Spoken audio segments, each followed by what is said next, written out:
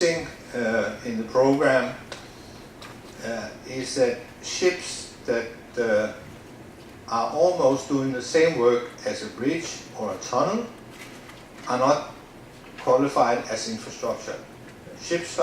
Tunnels are infrastructure, bridges are infrastructure. These ships are not, and that's perhaps a setback in the system, the way it operates today. So when we look at the projects that we have implemented and are implemented, what have we actually obtained? Well, certainly we have reduced our SOx emission. Not only down to the level of the new legislation, we are actually well below that. That of course is positive. We have, in addition to that, reduced about 80% of the particles when we're talking mass. That's kind of a bonus. That is part of the functionality of a scrubber. It takes away a lot of the particles. So that is pretty good. We have actually seen an increase in greenhouse gas emissions. That is not so good. And that's the general problem with the sulfur legislation, is that when we reduce sulfur in marine fuels, we increase the CO2. That's the way it happens. 95% of the tonnage that now complies with the new sulfur legislation has switched to gas oil, a distilled product, and that has created quite a lot of additional CO2. In 2020, the rest of the world, we think, at least the EU, but we also think the rest of the world will go to a 0.5% sulfur cap. That's also a distilled product. So for every distilled ton of oil, we have to consume additional from 2020, 350 kilos of CO2 will be generated. So that's about 70 million tons of CO2 generated to achieve the sulfur reduction. Now, it's 12,000 euro damage on the CO2, a fair benefit for 1 ton of sulfur dioxide? I don't know. Somebody has to make that calculation, but that's approximately the situation that we have. And I know carbon has been mentioned a lot today, and I can only echo that because we are solving one problem, but we are probably increasing another problem. So greenhouse gas emissions is something that we have to be aware of. I'm personally, and the industry as such, were disappointed that the maritime industry was not part of the COP21. Of course we should have been in there with some kind of limitations, but it didn't happen. So now we have to do it on our own. And I think you will be finding that we'll be quite ambitious when we set our own targets on this. It's something that really has to be done. The funding that we thankfully have received from the EU has helped us to remain competitive. Been a lot of talk about modal shift. How much has happened? We don't know, because 2 years ago when we were looking at this, oil was at a different price than we have today. 2 years ago, the political situation in Northern Europe, and perhaps with Russia and sanctions, were different from what we have today. So what element has affected modal shift or not? We don't really know. But the industry at that time was looking at a 3 billion euro additional fuel bill per year that somehow had to go on to ocean transportation. It didn't happen, and thankfully for that. But it's really something that was a concern. There's been some talk about an ECA in the Mediterranean. It ain't gonna happen. 2020, it will happen for 80% of the Mediterranean. So nobody's going to force that before 2020, so we're going to have it anyhow.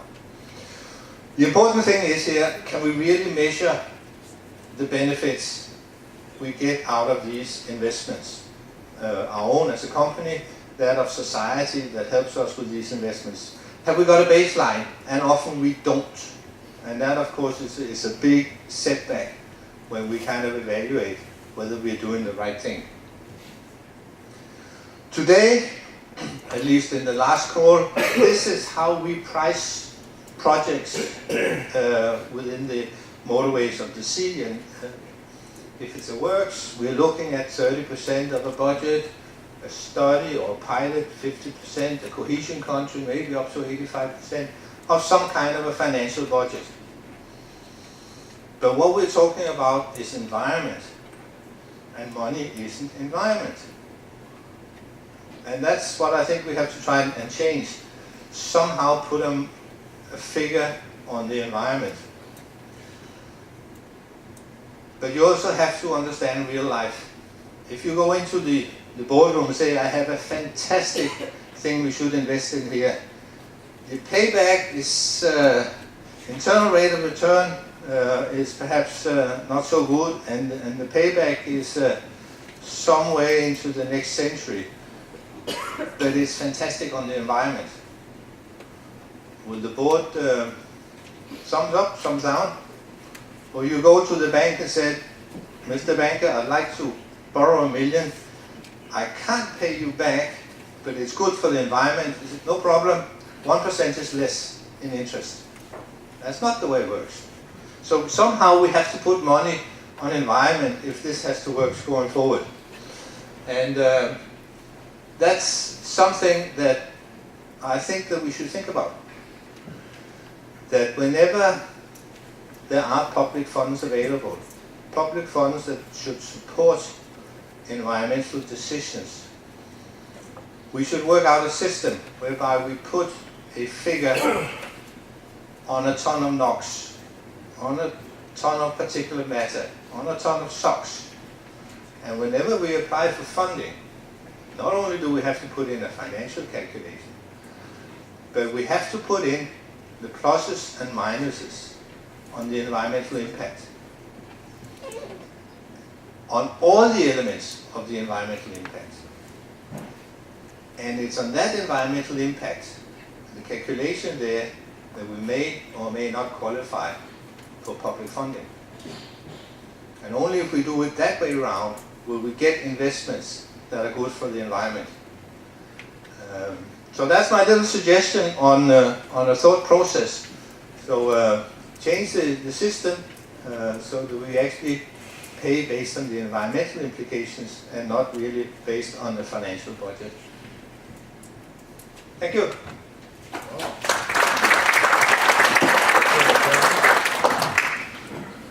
Okay, so just before I give you the floor for questions and answers, just a small explanation. We'll have a final coffee break.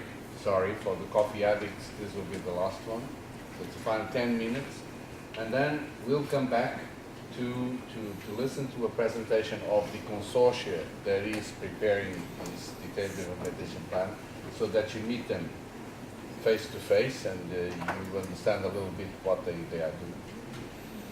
And then the INEA, that is managing the wealth of the Motorways of the Sea projects, will make a presentation on the Motorways of the Sea projects on the environment.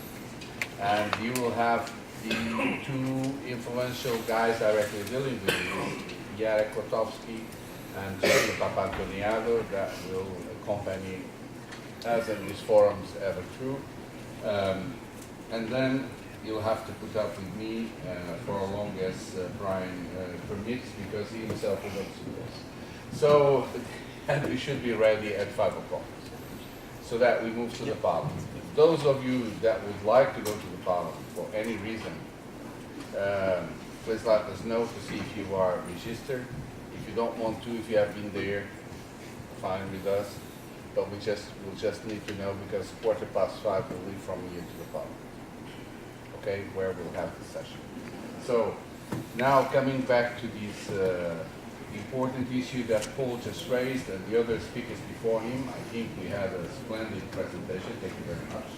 We have even DNV coming in with electricity and shipping, with cold ironing, but we had very elegant solutions both from Stena and especially this Warden C1. I'm really very happy because it's a small and medium company that came forward. I think this is very good. See how they manipulated Mr. Kitola. Just a part of it. The rest was Mitsubishi. Yeah, I mean, that's the way, that's one of the ways to do it. And so I think that this was really, really very good. So thank you very much. Now, any questions, any statements? These figures that you got to us, Paul, they are very important. We need to have them as background for the paper. We need to build a convincing paper, okay? It's the funding that is important for us to be made available. Those things are not subsidies. Please do not call them subsidies. Once again, I'm repeating this all over the place. They are grants, okay? So the difference between a subsidy and a grant is that the subsidy you give to everybody in the same conditions. A grant, you give it to a deserving project. So the two things are different. I have nothing against the fact that you can get one of them, but don't call it subsidies, please. We are not subsidizing anything. And we are abiding by the competition rules. And I'm looking to the regulator. João, you want to talk? Okay, so you get. Can we have a? Can I have 3 minutes? Yeah, the Thanks. fine It's is not a easy. question. Now we have the card and everything. Just to say, when around 1 month ago, Jose called me and said, João, I would like very much, Brian and I would like very much that you could be present in our 3 pillars at 3 Forum. In March will be environment. This was beginning of February. Jose called me and I said, look, well, this is very technical. Now my role is not exactly that, it's a role concerning competition and concerning regulations to see how the legislation, in this case Portuguese and also European legislation, has been accomplished in my country. So it's very technical, sorry, but it's not with me. He said, come on, don't become a bureaucratic. Like I know some of them here in DG Move and here in some places, so please come. I wasn't saying that. What I want to say is to really, to say that I learned a lot. I think it's very important, and I thank Brian and you for inviting me. It's very, very important that this kind of authorities that we have around Europe could come and speak with the stakeholders and listen to stakeholders, because it's very easy when, let's say, I have to write a legal pronunciation. That sometimes it's mandatory for my country. It's very easy to look at the law. Well, they are not accomplishing with the law, so boom. So they will be penalized. We must follow the regulators.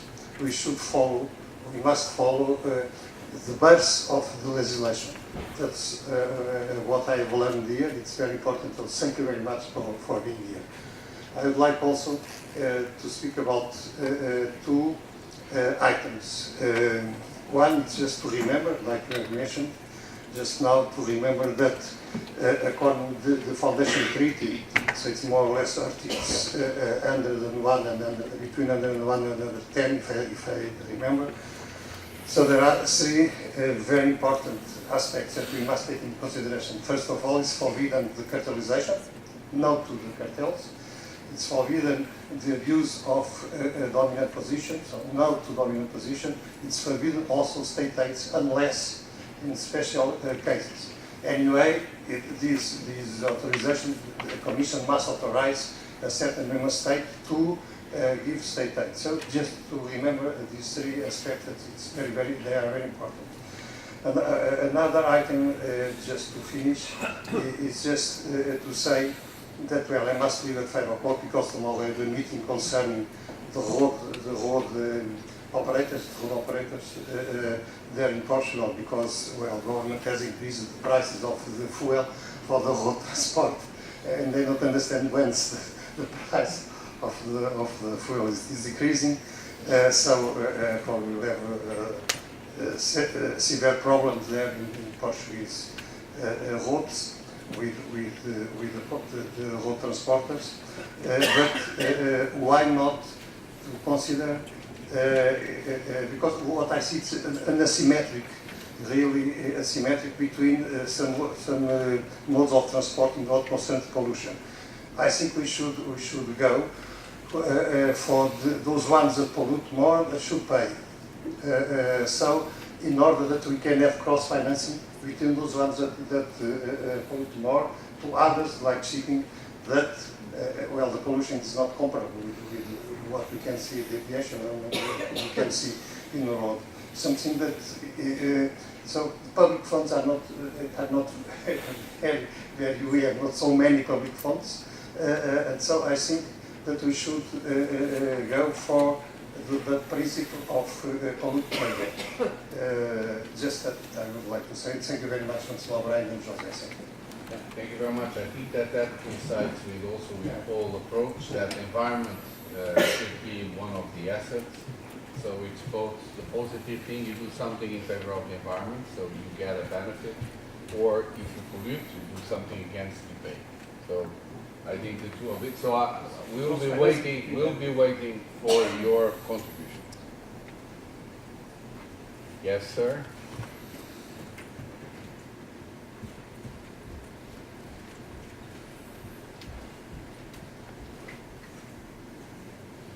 Well, good afternoon, Vigilio from Magellan.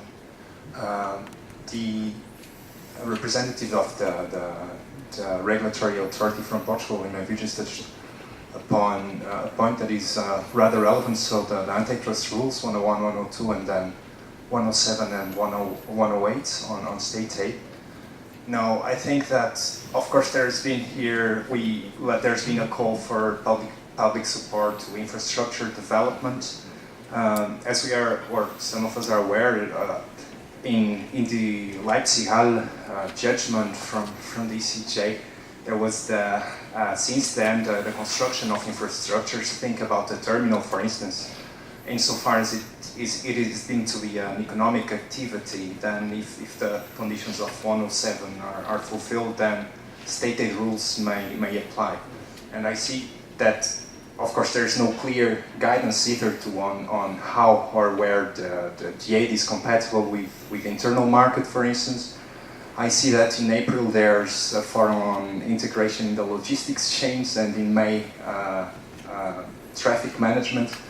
There's a project going on, the STM project, which is led by the Swedish Maritime Administration and also by namely Activity 5 by the Valencia Port Foundation, that addresses also some legal issues that arise from the new concept of sea traffic management that is being developed.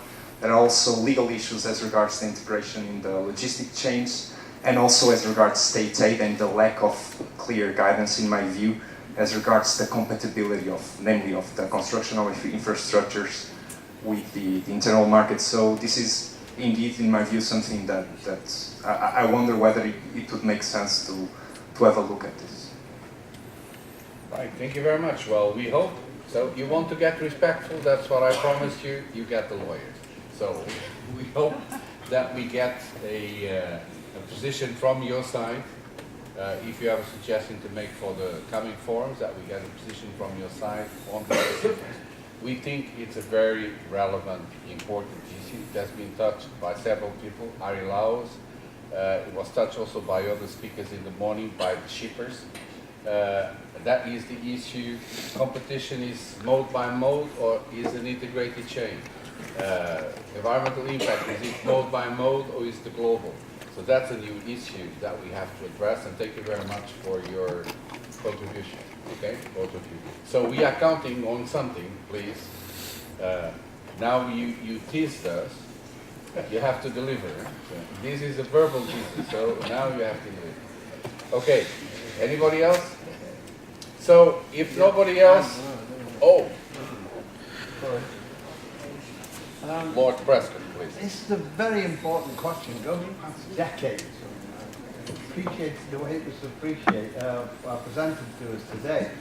But economists, in order to carry out massive public investment, had to justify it on this profit notion, does it pay its way? And it was called social costing. The whole London Underground system couldn't pay its way on the fare paid. It was paid by what you actually saved in congestion.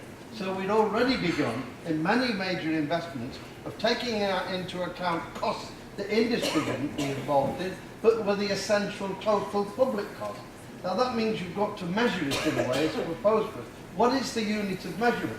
We know that from the climate change agreement, we know there's a lot of damage, that's the insurance company. So whatever's happening there, and if it's caused to carbon, we already calculate a cost, or a more known one is the feed-in tariff. When we offer this just for the publication, for the development of electricity, we have to subsidise it. Sorry if I use that word, but it's calculating the difference, and it's called a feed-in tariff. Now that's a price, a unit of measurement.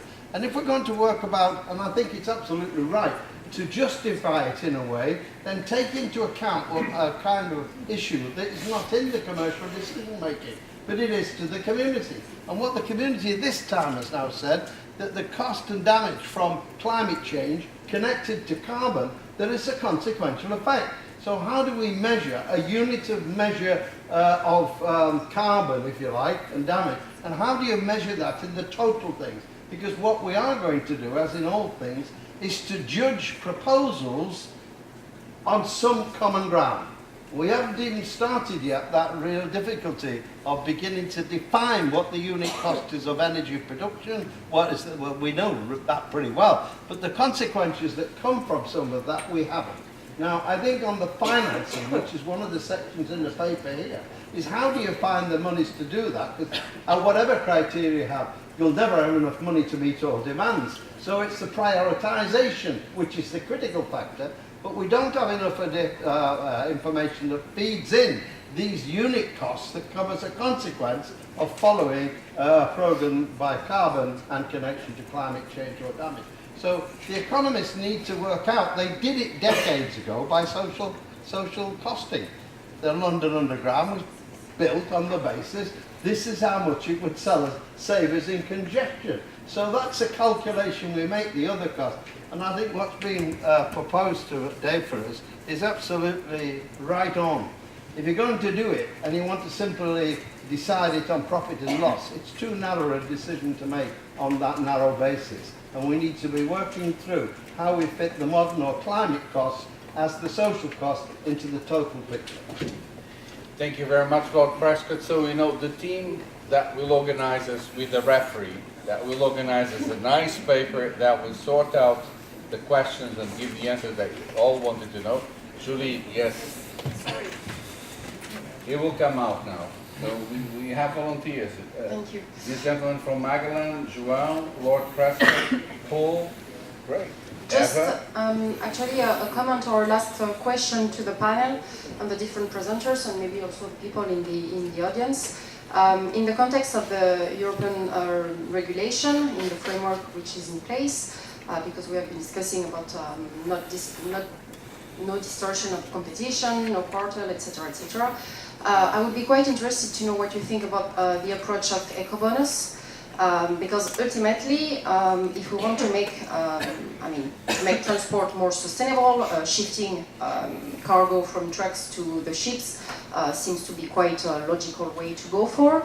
Ultimately as well, if we manage to actually shift more cargo from trucks on the shippers should benefit from it because they should have more customers and make more profits and possibly reinvest a part of this profit into greening and green technologies, etc.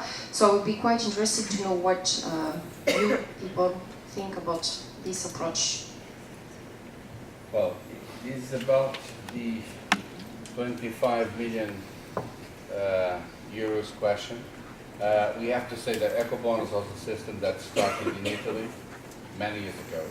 It was a compensation measure, so a subsidy was given to the truck driver that would prefer to go through the sea lag instead of going by the road.